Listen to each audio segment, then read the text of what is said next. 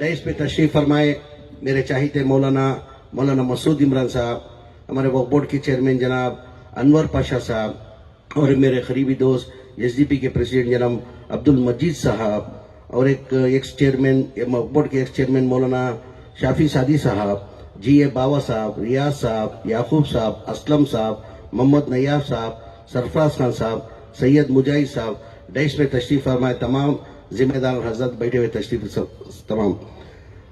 आज संगे बुनियाद का काम हुआ है, जो हमारे बहुत दिन से एक अरमान थी हमारे बाबा साहब का। लगातार मेरे को 1 साल से ये पार्किंग स्पेस के अंदर संगे बुनियाद करना चाहिए करके लगातार बाबा साहब 1 साल से लगातार मेरे को टाइम मांगते आ रहे थे। वो आज वक्त आ गया जो संगे बुनियाद का काम आज पार्किंग का चला है। पार्किंग वजह से इस वजह से अमित शाह कॉम्प्लेक्स के अंदर पार्किंग का जो है बहुत डिमांड है इधर कि पूरा ये कमर्शियल एरिया है मौलाना, ये कमर्शियल एरिया होने की वजह से बहुत डिमांड था। ये सोच के जो बाबा साहब ने फैसला करके जो पार्किंग का जो किया है वो बहुत अच्छा काम है। इसके अंदर रेवेन्यू भी अच्छा जनरेट होती। अभी हाल ही के अंदर हमने 1,20,000 कुछ महीने को जो पार्किंग का छोटी सी पार्किंग के अंदर 1,20,000 रहा। अभी ये पार्किंग बनाने के बाद मेरे ख्याल से लगता है इसका 4 गुना या 5 गुना बढ़ जाता पार्किंग का। जो अभी 1,20,000 है हो सकता है कि 4 लाख 5 लाख यानी सालाना जो है अभी 12 लाख या 13 लाख रुपए सालाना आ रहा।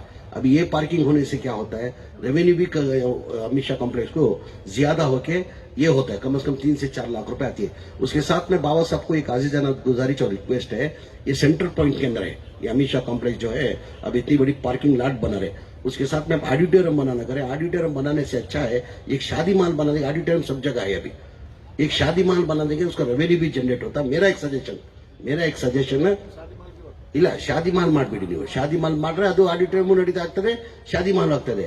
ಆಡಿಟೋರಿಯಂ ಏನಾಗ್ತದೆ, ಚೇರ್ ಆಗಬೇಕಾಗ್ತದೆ ಕಂಪಲ್ಸರಿ। ಆ ಚೇರ್ ಆಡಿಟೋರಿಯಂ ಮಾಡಬೇಕಾದ್ರೆ ಚೇರ್ ಬೇಕಾಗ್ತದೆ। ನೀವು ಶಾದಿ ಮಾಲ್ ಅಂತ ಮಾಡಿಬಿಟ್ರೆ ಬೇಕಾದ್ರೆ ಬೇರೆ ಕಾರ್ಯಕ್ರಮವನ್ನು ಚೇರ್ ಹಾಕೊಂಡು ಮಾಡ್ಕೊಳ್ಬಹುದು। ಈ ಭಾಗದಲ್ಲಿ ಶಾದಿ ಮಾಲ್ ಆಗುತ್ತೆ ಇದೆ, ರೆವೆನ್ಯೂ ಜನರೇಟ್ ಆಗ್ತದೆ ಅಂತ ನಾನು ಭಾವಿಸ್ತಾ ಇದ್ದೀನಿ। ಅದು ನೋಡಿ ಅದು ತೀರ್ಮಾನ ಮಾಡಿ ನೀವು। उसके साथ साथ में अमित शाह कॉम्प्लेक्स का जो है बाबा साहब मेरे ख्याल से दूसरा टर्म है। बाबा साहब पहले 3 साल रह चुके, उसके बाद मैं एक्सटेंशन कराया, ये तीसरा टर्म बाबा साहब का दूसरा टर्म है। एडमिनिस्ट्रेटर होके ये काम करे, इसके पहले प्रेसिडेंट होके काम कर रहे थे। अभी वक्फ बोर्ड से एडमिनिस्ट्रेटर अपॉइंट होके अभी बाबा साहब खिदमत कर रहे। इधर एडमिनिस्ट्रेटर अपॉइंट करने की वजह क्या, इनका खिदमत देख के बाबा साहब जो पहले जो प्रेसिडेंट होके उनके साथ एक टीम लेके जो काम किए। अमित शाह कॉम्प्लेक्स के अंदर ITA कॉलेज आया, गर्ल्स हॉस्टल आया, ब्लड कैंप आया, उसके साथ में डायलिसिस सेंटर भी चल रहा था। कुछ टेक्निकल प्रॉब्लम होने की वजह से अभी डायलिसिस का रुका है। इंशाल्लाह में दिनेश फ्री था सर डायलिसिस सेंटर गवर्नमेंट से था। वो गवर्नमेंट से कुछ टेक्निकल प्रॉब्लम बीजेपी हुकूमत में टेक्निकल प्रॉब्लम होकर वो क्या हुआ, बंद हुआ। ऑलरेडी मैं दिनेश गुंडेर से भी बात कर रहा हूँ, वो इंशाल्लाह हम तुम मिलकर बात करके वो डायलिसिस सेंटर ओपन करने से क्या होता है, बहुत से गरीब को फायदा होता है। खासकर मेरे हल्के के अंदर चामराजपेट हल्के के बहुत से पेशेंट आते थे बनना। फ्री डायलिसिस सेंटर मतलब आज एक डायलिसिस कराना बोले तो 1300-1400 मिनिमम होता, तो एक गरीब को एक फायदा होता है वो डायलिसिस सेंटर कराना। इंशाल्लाह मैं करा तो कर कहते हुए बाबा साहब की जैसा अभी वक्फ बोर्ड का अल्लाह मियां ने मेरे को मौका दे के वक्फ बोर्ड का मिनिस्टर बनाया गया। वक्फ बोर्ड के चेयरमैन भी जो बैठे, वक्फ बोर्ड का चेयरमैन और मेंबर्स का भरपूर मेरे से साथ होने की वजह से हर जगह हमें वफ़ अदालत कर को करलेकारी मजीद साहब तुमने भी मालूम रहेगा, वफ़ अदालत कर को करलेकारी जहां जहां वफ़ अदालत हमें करलेकारी मौलाना वहां सक्सीड हो रहा। पहले हमें ट्रेल बेसिक के अंदर एक वफ़ अदालत करे बेलगाम के अंदर। हमारे जो मसले थे 10-15 साल से वो एक वफ़ अदालत बेलगाम में करने की वजह से क्या हो गए, 70% वो मसले हल हुए। वो हल होने की वजह से क्या करे, ये वफ़ अदालत करने से हमने एक फायदा होता अगर तो हमें क्या करे, पूरे स्टेट के अंदर पूरे वफ़ अदालत कर ले को 9 स्टेट हमें कंप्लीट करे। हाल ही के अंदर हुबली, धारवाड़, बेलगाम, गदग, कारवार कर को बाद में परसों यादगिरी, गुलबर्गा करे मौलाना।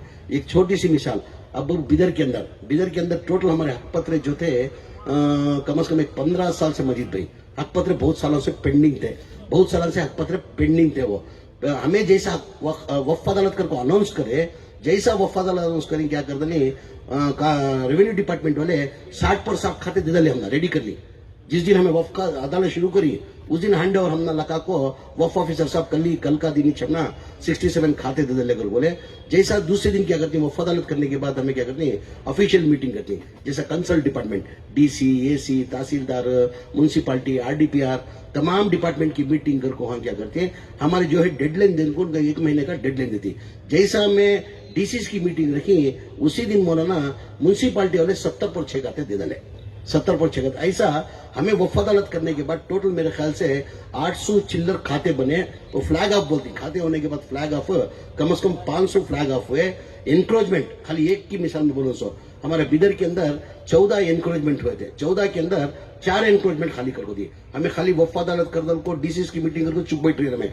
उसके बाद क्या करिए, जो डेडलाइन देती ना 1 महीने का, उनको वीडियो कॉन्फ्रेंस के थ्रू बात करिए। हमें पूरे स्टेट में वक्फ बोर्ड के अंदर बढ़िया को वीडियो कॉन्फ्रेंस के थ्रू अपडेट ले रही क्या क्या हुआ, अगर को वैसा वो करने को जाने से वक्फ बोर्ड का बहुत फायदा हो रहा। उसके साथ साथ में क्या होगा, इंकरेजमेंट हमारी हुकूमत, ये हमारी मेरे अल्लाह मियां मंजे जवाबदारी देने के बाद, हमारे अनवर पाशा चेयरमैन बनने के बाद कम से कम में 900 से 980 इंकरेजमेंट जो होती ना जगह हमें वापस ले ले कोई। मैं बोलने का इसका मकसद क्या है, ये वक्फ बोर्ड की जगह, ये अल्लाह हर जगह जाको, हम एक ही जगह बात बोलो उसमें, ये आस्ती मेरी नहीं तुम्हारी नहीं, ये वक्फ बोर्ड की आस्ती किसकी है, अल्लाह की आस्ती। आदमी वक्फ कई के वास्ते करता, उनके रिश्तेदार होते हुए भी वक्फ की करता, हमारे कौम को फायदा पहुंचने कर को वक्फ पड़ता। अब कौन की एक जगह एनक्रोचमेंट कर ले को बैठा समझो वक्फ बोर्ड के अंदर है, तो हमें हमारी प्रॉपर्टी में बैठा तो हमें क्या ऐसा चुप बैठ जाती, हमें उसे जद्दोजहद करती ना, कोशिश करती, जद्दोजहद करती, कोर्टांग को जाती, सुप्रीम कोर्ट को जाती, क्या की कर को हमें क्या करती है, वो प्रॉपर्टी वापस हासिल लेने के वास्ते जद्दोजहद कोशिश करती। ये अल्लाह की आस्ती की नहीं कर रही, हमें अल्लाह की प्रॉपर्टी है, अल्लाह के पास जाको हशर के अंदर मैदान देना, हशर के अंदर जाको जवाब देना पड़ता। आज जुने कौन की एक जना वक्फ बोर्ड की प्रॉपर्टी में बैठा, हम ना मालूम हो को भाई ने वक्फ बोर्ड की प्रॉपर्टी में बैठा करो, मालूम हो को भी हमें चुप बैठे तो उसकी भी हम ना वताज गुना हमारे ऊपर भी। तो वक्फ बोर्ड की जो है वो अल्लाह की आस्ती। आज जैसा कि अमित शाह कमलेक्स मिलाना हर जगह जाको मैं वही बोलूँ बोलना, वक्फ बोर्ड की आस्ती करेक्ट हमें यूटिलाइज कर ले तो टोटल वक्फ बोर्ड की आस्ती कितनी है सो बोला मानना, टोटल वक्फ करी सो आस्ती 1,11,000 एकड़ है हमारी टोटल, 1,11,000। अदना में क्या है, थोड़ा कंफ्यूजन है ये, कहीं की इतनी बड़ी जगह इतनी आस्ती जो है ये गवर्नमेंट से दी हुई आस्ती को, गवर्नमेंट से वक्फ बोर्ड के अंदर हमें 1 इंच भी जगह लेको नहीं, 1 इंच भी जगह लेको नहीं। हम ना जो गवर्नमेंट से को से लेको ही, हमें खबरस्ताना को जगह को लेको, खबरस्ताना का तो गवर्नमेंट सबको दिले करी, मशान को दिले करी, क्रिश्चियन समाज को दिले करी, तो वैसा हमें वो वक्फ बोर्ड मशान को इसे ईदगाह का छोड़ को हमें गवर्नमेंट के 1 इंच भी हमें लेको नहीं।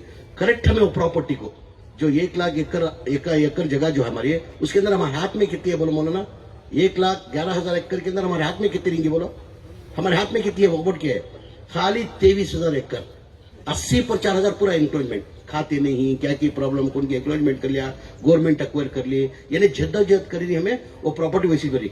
करेक्ट हमें वक्फ बोर्ड की प्रॉपर्टी को करेक्ट हमें यूटिलाइज कर ले तो हमें आज गवर्नमेंट से फंडिंग लेने की जरूरत नहीं, हमें गवर्नमेंट को फंडिंग कर सकती, हमें बराबर यूटिलाइज करे तो वक्फ बोर्ड की, जैसे कि अमित शाह कॉम्प्लेक्स का जो 80 पर 8 लाख रुपए भाड़ा आता था, बाबा साहब आने के बाद की 3,60,000 हुआ, बाबा साहब को 3 करोड़ 60 लाख रुपए, यानी 80 पर 8 लाख का 3 करोड़ 60 लाख का। वजह क्या है बाबा साहब को, मैंने बाबा साहब एक ही बोलती म्हणजे चेयरमैन नको, एमएलसी नको, म्हणजे अल्लाह मियाँ म्हणजे क्या कि डिपार्टमेंट के अंदर था, कहाँ की एक मेरे से गलती हो सकती, अल्लाह मियाँ म्हणजे एक मौका दिया कौम की खिदमत करने का, म्हणजे एक इदारा तुम्हें देखो ही, म्हणजे वो तुम्हें इदारे के अंदर म्हणजे वहाँ खिदमत करने का तुम्हें मौका दियो, मेरे पिछले क्या की एक जरा गलतियां हुई सो वो गलतियां हम धुला ले, तुम क्या तो कर जद्दोजहद कर को मैं इदारे को बढ़ाना चाहता हूँ बोल को 80 पर 8 लाख का 3 करोड़ 60 लाख को लेकर ऐसे इदारे हमें तमाम इदारे ऐसा डेवलप करने लगे तो आज हमारे में गरीबी मुसलमानों में नहीं रहती। वक्फ की करता आदमी कौम को फायदा होने देकर को ना, उनके भी रिश्तेदार रहती, उनकी बीवी की तरफ रिश्तेदार रहती,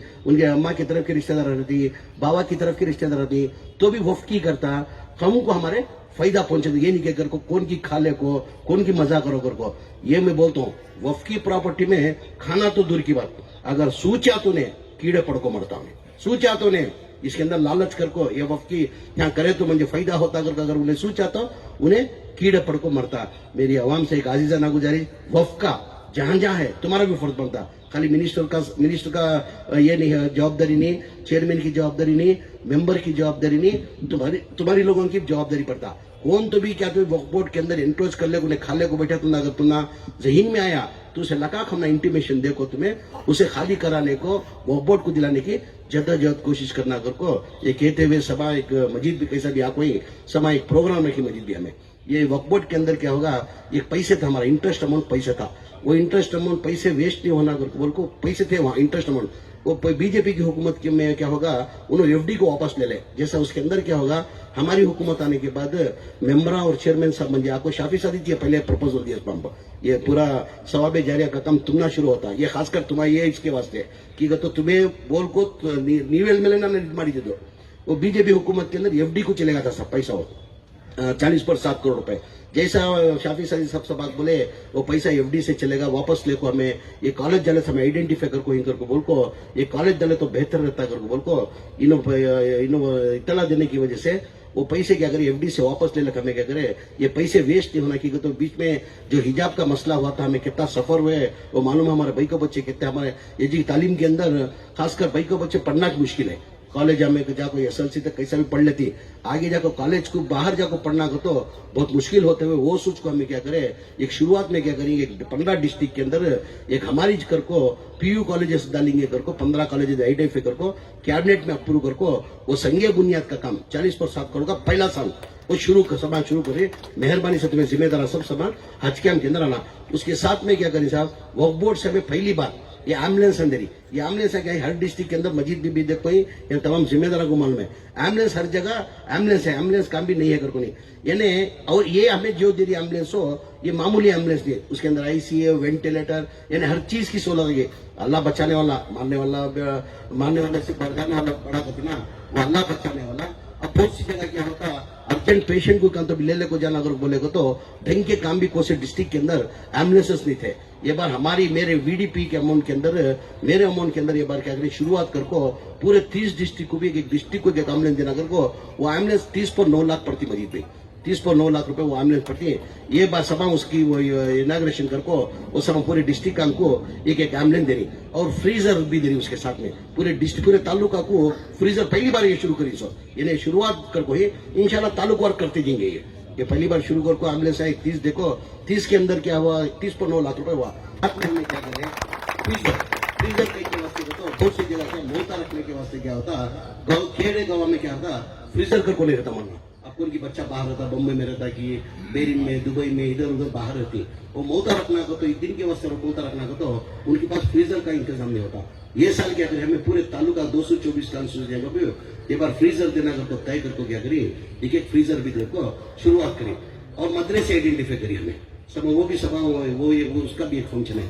हमें चंद मदरसे पहली बार बजट में ले लगा को हमारे बच्चे क्या है खाली मदरसे के अंदर दीनी तालीम हासिल करें दुनियाई तालीम हासिल नहीं करनी वैसे बच्चों को हमें चंद मदरसे आइडेंटिफाई करी 5000 बच्चों को आइडेंटिफाई करको हमें एसएलसी का एग्जाम उनको बिठा को एसएलसी एग्जाम पास कराने की जवाबदारी हमें डिपार्टमेंट से ले लगाई। तो सभा का प्रोग्राम है मेहरबानी करको उस प्रोग्राम को आना तुम्हें दुआ करना सो तुम्हें प्रोग्राम तुझे आना वो दुआ करना करको गुजारिश करते हुए बाबा साहब को दिल की गहराई से एज ए मिनिस्टर नहीं बाबा ಹೇಳ್ತಾ ಇದ್ದೀರಾ ಆಸ್ ಎ ಮಿನಿಸ್ಟರ್ ಆಗಿ ನೀವು ಧನ್ಯವಾದಗಳು ಸಲ್ಲಿಸ್ತಲ್ಲ ಆಸ್ ಎ ಮನುಷ್ಯ ಆಗಿ ನಿಮ್ಮ ಕಾರ್ಯಕ್ರಮ ನೀವು ಕೊಡ್ತಾ ಇರೋದು ಒಳ್ಳೆಯ ಇದಕ್ಕೆ ನಾನು ಹೃದಯದಿಂದ ನಿಮಗೆ ಧನ್ಯವಾದಗಳು ಸಲ್ಲಿಸ್ತೀನಿ।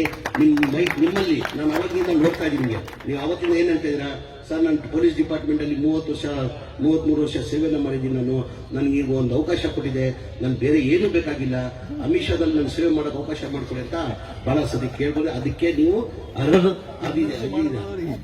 ಏನಕ್ಕಂದ್ರೆ ನಿಮ್ಗಿಂತ ಮುಂಚೆ ಅದು ಎಲ್ಲರಿಗೂ ಗೊತ್ತಿರೋದು ವಿಚಾರ 88 ಲಕ್ಷ ಬರ್ತಾ ಇದ್ದಿಲ್ಲ ತಾವು ಬಂದಾದ್ಮೇಲೆ 3,60,000 ಹೋಯ್ತು ಅದಾದ್ಮೇಲೆ ITI ಕಾಲೇಜ್ ಬಂತು ಗರ್ಲ್ಸ್ ಹಾಸ್ಟೆಲ್ ಬಂತು ಬ್ಲಡ್ ಕ್ಯಾಂಪ್ ಬಂತು ಡಯಾಲಿಸಿಸ್ ಸೆಂಟರ್ ಬಂತು ಯಾರು ಅದೇ ಉದಾಹರಣೆ ಕೊಟ್ಟೆ ನಾನು ನಿಮ್ಗೆ ಉರ್ದು ಅರ್ಥ ಆಯ್ತು ಗೊತ್ತಿಲ್ಲ ನಿಮ್ಮಂಗೆ ಎಲ್ಲ ಇದಾರೆಗಳು ಈ ತರ ನಿಮ್ ಭಾವನ ಮಾಡೋದು ಬೇರೆಯವ್ರು ಮಾಡಿದ್ರೆ ಎಲ್ಲೋ ಹೋಗ್ಬೋದು ಎಲ್ಲೋ ಹೊಟ್ಟೋಗ್ಬಿಡ್ತದೆ ನಿಮ್ಗೆ ಇನ್ನ ಭಗವಂತ ಅಲ್ಲ ನಿಮ್ಗೆ ಹೆಚ್ಚಿನ ಶಕ್ತಿ ಕೊಡಿ ಸೇವ್ ಮಾಡೋ ಶಕ್ತಿ ಕೊಡಿ ನಾನು ದಿನೇಶ್ ಗುಂಡೂರು ಬಂದು ನಿಮ್ಗೆ ಇನ್ನೊಂದು ಆಸೆ ಇದೆ ಆ ಆಸೆ ನಾನು ಡಯಾಲಿಸಿಸ್ ಸೆಂಟರ್ ಅದು ಮಾಡ್ತೀನಿ ಅಂತ ಹೇಳ್ತಾ मेरी बात को खत्म करता हूँ। अस्सलाम वालेकुम अल्लाह।